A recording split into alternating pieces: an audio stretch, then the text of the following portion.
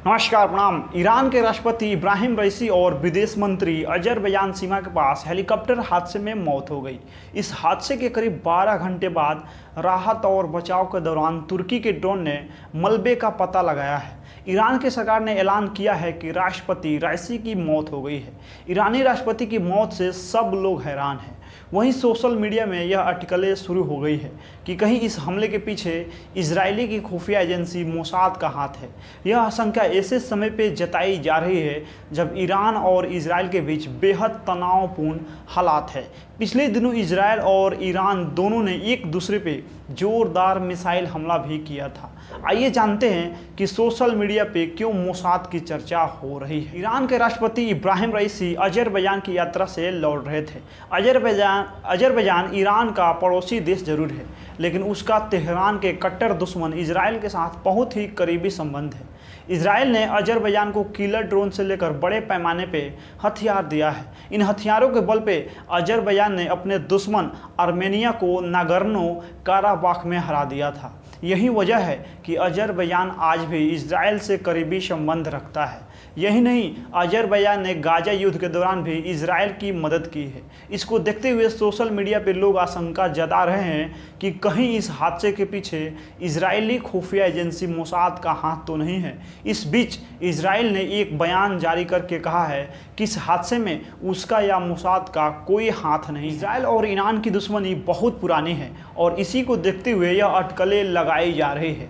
वहीं इकोनॉमिस्ट की एक रिपोर्ट में भी कहा गया था कि इस हादसे के पीछे इजरायल का हाथ हो सकता है। हाल ही में इजरायल ने ईरान के एक शीर्ष सैन्य जनरल को सीरिया में मिसाइल हमले में मार गिराया था। वहीं मोसाद को ईरान के खिलाफ खुफिया कार्रवाई के लिए जाना जाता है।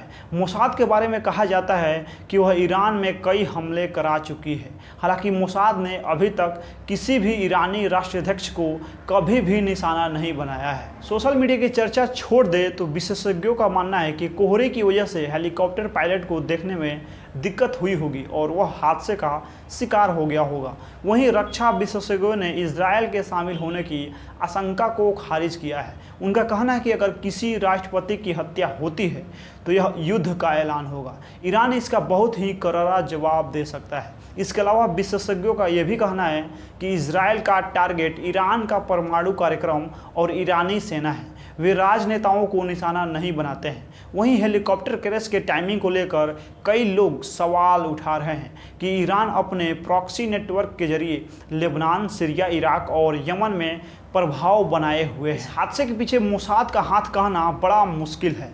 आगा ने कहा कि कुल 3 हेलीकॉप्टर थे, जिसमें से केवल एक ही गिरा है। उन्होंने कहा है कि जिस इलाके में यह गिरा है वह पहाड़ी इलाका है। दूसरी बात यह है कि यह हेलीकॉप्टर 50 साल से भी ज़्यादा समय से पुराना है। इसे 1979 की इस्लामिक क्रांति से पहले खरीदा गया था। ईरान के ऊपर प्रतिबंध लग गए हैं, जिससे वह विदेशों से हेलीकॉप्टर नहीं खरीद पा रहा है। आगा ने यह भी कहा है कि अजरबैजान भले ही इजरायल का करीबी दोस्त है और ईरान के अंदर कई इजरायली हमले हुए जिनका अजरबैजान कनेक्शन सामने आया था। आगा ने कहा कि अजरबैजान के लोग हमलों में शामिल रहे हैं, लेकिन अजरबैजान की सरकार ऐसा नहीं कर सकती है। ईरान बहुत पावरफुल देश है और मुझे नहीं लगता है कि अजरबैजान की सरकार कोई गलती करेगी। ईरान के आगे अजरबैजान की कोई हैसियत नहीं है। हालांकि मोसाद अजरबैजान में काफ़ी सक्रिय है। उन्होंने कहा है कि इब्राहिम रईसी की मौत का इजरायल के साथ रिश्तों में कोई असर नहीं पड़ेगा। आगा ने कहा कि ईरान में एक सिस्टम काम करता है और सुप्रीम लीडर अयातुल्लाह खामनेई सेना नीतियाँ तय करते हैं। इन नीतियों को ईरानी राष्ट्रपति लागू करता है। अब उपराष्ट्रपति को राष्ट्रपति बनाया जाएगा और फिर चुनाव होंगे। ईरान के राष्ट्रपति इब्राहिम रईसी और विदेश मंत्री अमीर अब्दुल्लाह समेत कई उच्चाधिकारियों की हेलीकॉप्टर हादसे में मौत हो गई है। इब्राहिम रईसी का हेलीकॉप्टर रविवार को ईरान के पूर्वी अजरबैजान प्रांत में दुर्घटनाग्रस्त का शिकार हो गया था। रात भर राहत और बचाव टीमें उनकी तलाश में जुटी रही, लेकिन कोई पता नहीं चला। सोमवार उजाला होने पे बचाव दल ने पहाड़ी पे हेलीकॉप्टर का मलबा बिखरा देखा। थोड़ी ही देर में ये साफ हो गया कि ईरानी राष्ट्रपति और उनके साथ सवार सभी लोग मारे जा चुके हैं।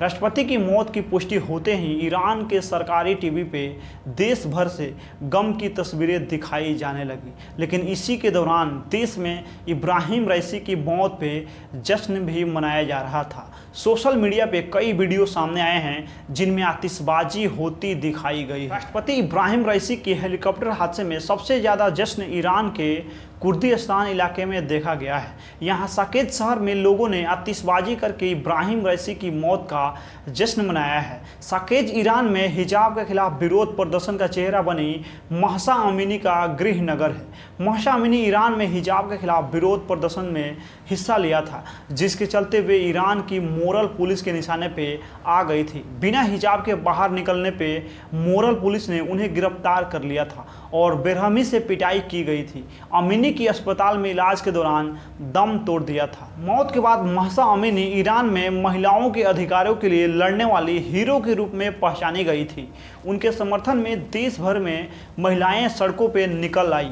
देखते ही देखते उनका नाम दुनिया भर में छा गया। सिर्फ 22 साल की महसा अमीनी के लिए सिर्फ ईरान के ही नहीं बल्कि पूरी दुनिया के दूसरे हिस्सों में भी लोगों ने अपनी आवाज़ उठाई। महसा अमीनी के शहर में ईरान के राष्ट्रपति रईसी के खिलाफ लोगों में काफ़ी गुस्सा है, जो उनकी मौत के बाद भी सामने आया है। ईरान के सरकारी मीडिया ने इब्राहिम रईसी की मौत की घोषणा करते हुए उन्हें शहीद बताया है। इसमें कहा गया है कि ईरान के 8वें राष्ट्रपति इब्राहिम रईसी शहीद हो गए। हादसे में कोई भी जिंदा नहीं बचा है। बाकी इस वीडियो में आप लोग अपना प्रतिक्रिया दे दीजिए। मिलते हैं अगला वीडियो में। बहुत बहुत धन्यवाद।